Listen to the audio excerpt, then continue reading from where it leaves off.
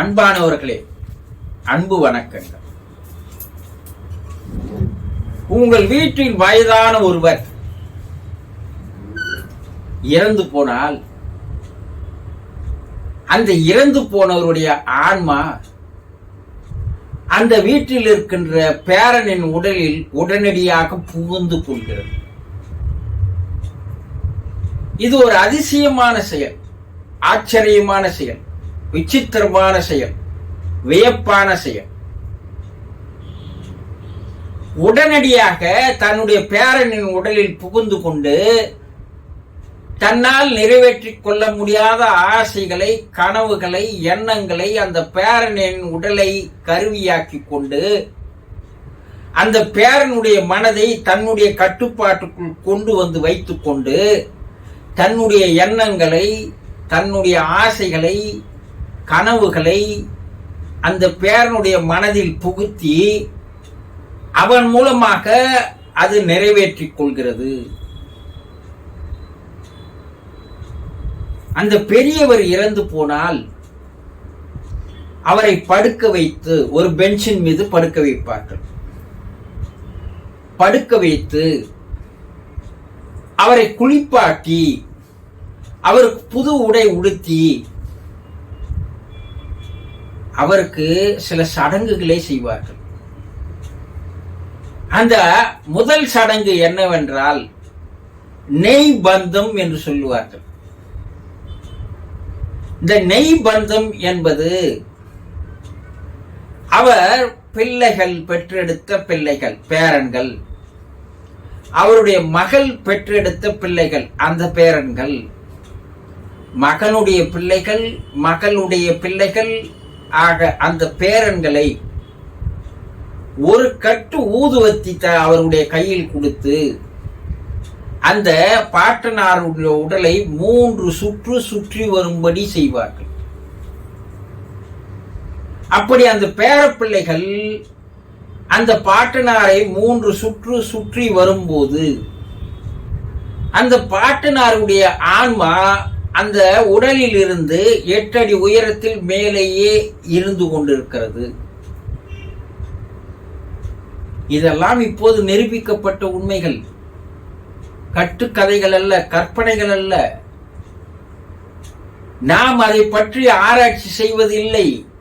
ஆனால் வெளிநாட்டு மருத்துவர்களும் சரி, ஆவி உலக விஞ்ஞானிகளும் சரி ஆராய்ச்சி செய்து அந்த உடலுக்கு மேலே இருக்கின்ற ஆன்மாவை போட்டோ பிடித்தே காட்டியிருக்கிறார்கள்.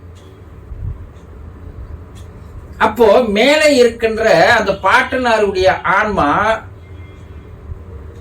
அவர் வாழும் காலத்தில் எந்த பேரன் மீது அதிகமான அன்பை, பாசத்தை வைத்திருந்தாரோ அதிகமாக தான் பெற்றெடுத்த பிள்ளையின் மீதுதான் பாசத்தை வைத்திருப்பார். அந்த பேரன் அந்த பாட்டனாரை 3 சுற்று சுற்றி வரும்போது அந்த ஊதுவத்தி புகையிலிருந்து போகின்ற அந்த புகையானது மேலே பரவும் போது இந்த ஆன்மாவானது அந்த ஊதுவத்தி புகையோடு வந்து கலந்து விடுகிறது, கரைந்து விடுகிறது, சேர்ந்து விடுகிறது, இணைந்து விடுகிறது. இப்ப இந்த பேரன் அந்த 3 சுற்று சுற்றி வரும்போது அங்கே இருக்கின்ற அந்த வெண்புகை கலவையை அவன் சுவாசம் செய்யும் போது, அந்த மூச்சை அவன் உள்ளிழுக்கும் போது அந்த பேரனின் உடலில் அந்த மூச்சோடு மூச்சாக அந்த புகையாக இருக்கின்ற அந்த ஆன்மாவானது உள்ளே போய் பேரனின் உடலில் புகுந்து கொள்கிறது. இப்போது அந்த பாட்டனார் பேரனுடைய உடலை தனக்கு ஒரு கருவியாக, வாகனமாக மாற்றிக்கொள்கிறார். பேரனுடைய மனதை தன்னுடைய கட்டுக்குள் கொண்டு வந்து விடுகிறார். இப்போது வாழும் காலத்தில் தான் நினைத்திருந்த ஆசைகளை, கனவுகளை, எண்ணங்களை நிறைவேற்றிக் கொள்ள முடியாத நிலையில்தான் அவர் இறந்து போயிருக்கிறார்.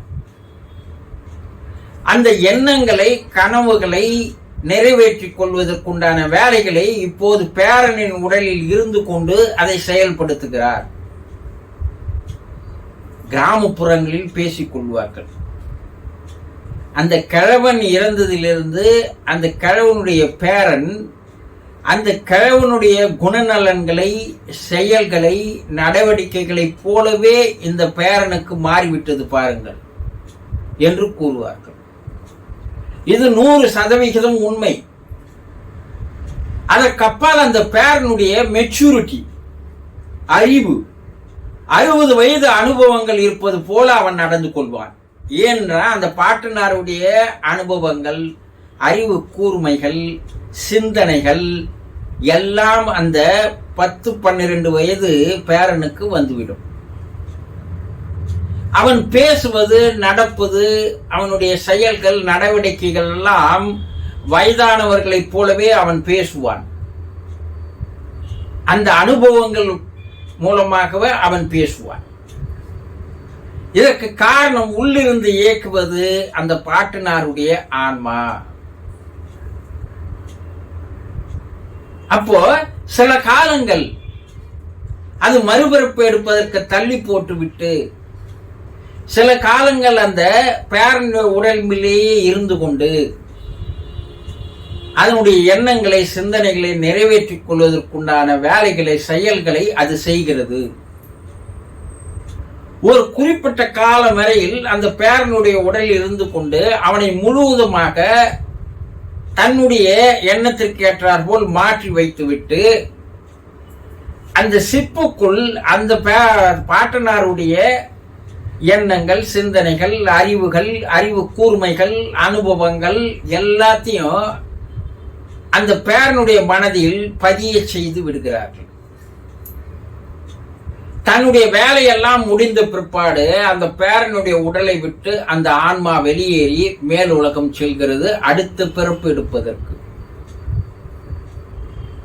இவையெல்லாம் உண்மையா? வேதங்களில் கூறப்பட்டிருக்கிறது, உபநிடதங்களில் கூறப்பட்டிருக்கிறது, கருட புராணத்தில் கூறப்பட்டிருக்கிறது. வாழ்ந்து சென்ற யோகிகள், ரிஷிகள், ஞானிகள், முனிவர்கள் எல்லாம் கூறியிருக்கிறார்கள். வாழ்ந்து மறைந்து இப்போது நாம் வணங்கி வருகின்ற அவதாரங்கள் எல்லாம் கூறியிருக்கிறார்கள். இவர்கள் எல்லாம் கூறியிருப்பது உண்மையாக தானே இருக்க வேண்டும். உண்மை இல்லாது கூறியிருப்பார்களா? அவர்கள் கூறியிருப்பது 100% உண்மை என்பதை இன்றைய ஆவி உலக ஆராய்ச்சியும் தெளிவுபடுத்துகிறது. பல்வேறு வெளிநாடுகளில் ஆவி உலக ஆராய்ச்சிகள் மிக வேகமாக வளர்ந்து வருகிறது. அவர்களுடைய கண்டுபிடிப்புகளை எல்லாம் அவர்கள் வெளியிடுகிறார்கள். அதில் மேல் உலகில் இருக்கின்ற அந்த இறந்து போன பாட்டனார் பேரனின் உடலில் சில காலம் இருந்துவிட்டு மேல் உலகில் இருக்கின்ற அந்த பாட்டனாரினுடைய ஆன்மாவோடு மீடியா மூலமாக தொடர்பு கொள்ளும் போது அவர் அனைத்து உண்மைகளையும் கூறுகிறார் மீடியா கிட்ட. ஆமாம், நான் இறந்து பல ஆண்டுகள் என்னுடைய பேரனின் உடலில் இருந்தேன். என்னுடைய எண்ணங்களை, ஆசைகளை, கனவுகளை அவனை வைத்து நான் நிறைவேற்றிக் கொண்டேன். மேலும் இருப்பதை அவன் நிறைவேற்றுகின்ற வகையில் அவனுக்கு நான் அனைத்து விதமான மனதில் ஆழமான எண்ணங்களை பதிவு செய்து வந்திருக்கிறேன். அவன் வளர்ந்து வர வர வர அந்த எண்ணங்கள் கேட்டார் போல் அந்த செயல்களை எல்லாம் முடித்து விடுவான் என்று மேலே இருக்கின்ற அந்த பாட்டனாருடைய ஆன்மாக்கள் ஆவி உலக ஆராய்ச்சியாளர்களால் மீடியாக்கள் மூலமாக பேசி அது தான் பூ உலகில் பேரன் உடலில் இருந்து செய்த செயல்களை எல்லாம் விலாவரியாக, விளக்கமாக, தெளிவாக எடுத்து கூறியிருக்கிறது. இப்போ உண்மைதானே?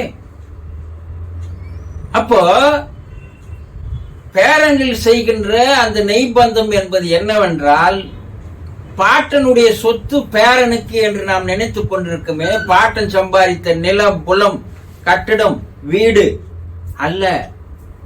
பாட்டன் அந்த 60 ஆண்டு காலம் வாழ்ந்து சம்பாதித்த அறிவு சொத்து, அனுபவ சொத்து, அறிவு கூர்மை சொத்து, இவையெல்லாம் பேரனுக்கு தருவதால் பாட்டனுடைய சொத்து பேரனுக்கு என்பதுதான் உண்மையான கருத்து.